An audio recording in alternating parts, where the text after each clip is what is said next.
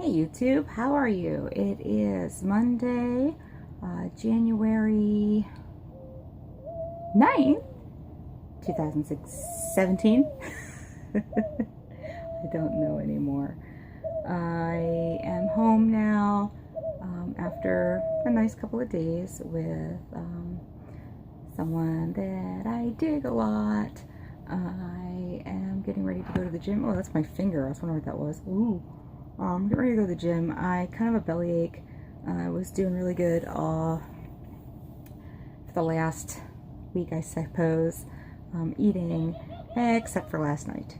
Last night I slipped up and maybe ate a pint of Ben & Jerry's. I can't do that anymore. So I fasted until now, which was about a 20-hour fast or so.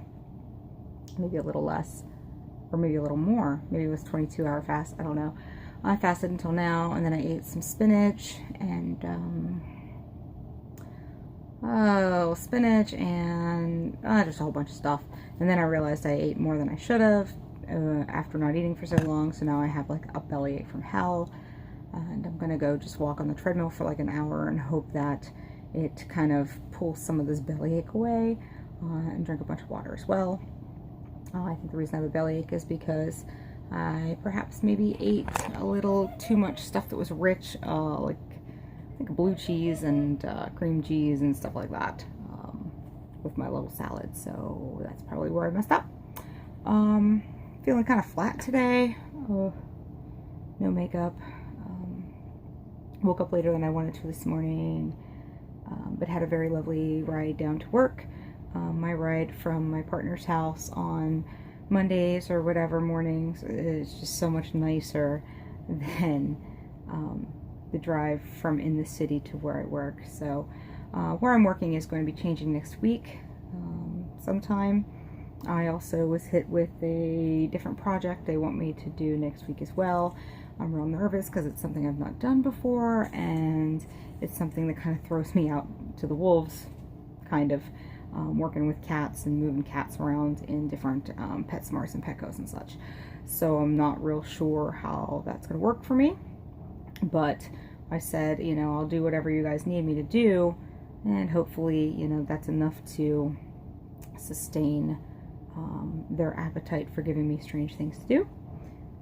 My job's going to change all the way around because they're going to have me doing stuff that that I quite simply don't really want to do. Something that I didn't apply for is now part of my position.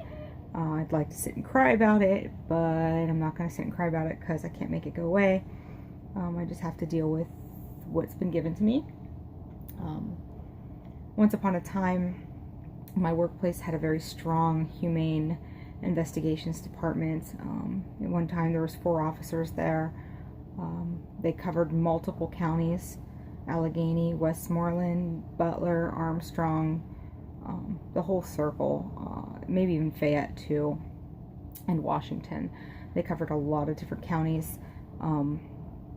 Over time, it just went down to being Allegheny County, and then we went from 4 officers to 3 officers to 2 officers for a long time too, then 1.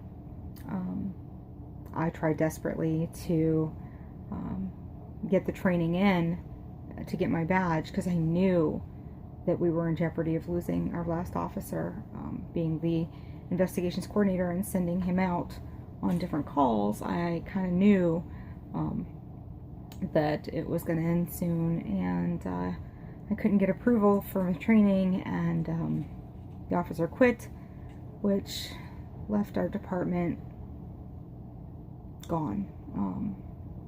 We went from having one of the strongest humane investigations departments in Allegheny County to not having one at all.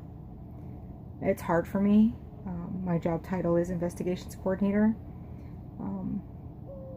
To accept that my passion for helping things that really need me is being paused due to what can only be described as like office politics.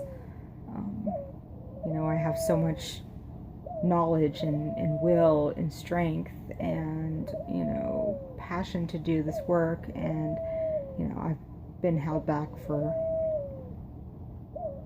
years at this point, through no fault of my own. I would have sent myself for class, but honestly, I just can't afford, you know, the $9, $10, $1,100 plus hotel stay that it would cost me. Not to mention missing work. So, you know, it'd be different if I was out there on my work time, I'd be getting paid, but I can't afford to send myself because I can't afford to leave work for a week or two and pay that as well. So I found myself in a bit of a pickle, and it's unfortunate. But yeah, I mean, it hurts. It hurts a lot. Part of the reason why I went to school to be a veterinary technician was to do more in humane situations, starting with a dogfighting bust I went on in 2009. I realized that there were only like 2 or 3 technicians, and they were all taking care of 500 dogs in a dogfighting bust, and I was like, oh my gosh, not only, you know, did they need help as far as volunteers are concerned, they really needed people that were knowledgeable enough as far as technicians concerned, and people that knew the law and people that might be able to step up and help that way. And then I decided to educate myself. I went to school, earned my degree in veterinary technology, and kept going, with a goal to hopefully be a humane officer and do behavior work as well, maybe within shelters, etc. I got as far as being in a shelter, I got as far as doing behavior work, and I came very, very close to getting the training for my badge.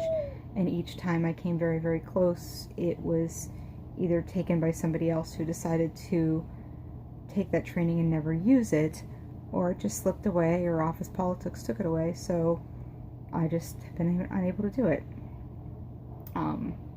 Does it hurt? Oh God, yeah. Oh my God, it hurts. It hurts every day to not be able to do the things that you know you're made to do. To know that you have certain talents that are being overlooked by your place of employment. It's painful. It's very painful. And I know I'm not alone. I know there's a lot of people out there that are suffering, probably suffering in silence, that they have talents that are being overlooked and that they're being, you know, shoved aside when they could offer so much more if only given a chance. I like to try and give people chances, you know, just like I try to give the animals a chance too. We live in a world though where animal people are not people, and they have no idea at all. So, you know, you get these people who love animals and have no clue how to treat another person. That's true throughout all of the animal fields. But, you know, I really try hard to do both. At any rate, I'm belly aching still. Gonna go to the gym and see how that goes. We'll see in a bit. Thanks. I'm back. I'm proud of myself because even though I really didn't feel like it, I went to the gym and I did gym stuff. So that went okay. Proud to say that today, despite my slip up yesterday, oh, excuse me, I was within my caloric range and with my deficit, as well as my macros were in range too. So I feel pretty good about that. I'm also confused because even though I cheated with ice cream yesterday, I used my keto sticks and found that I was still producing ketones, which I thought was weird. Sorry, my little dog just forgot to come in when I brought him to bed, so now he's at the door like, hey, you guys, what's wrong, Loki? Can you jump through the window? You can't get in here, can you? Oh, poor dog.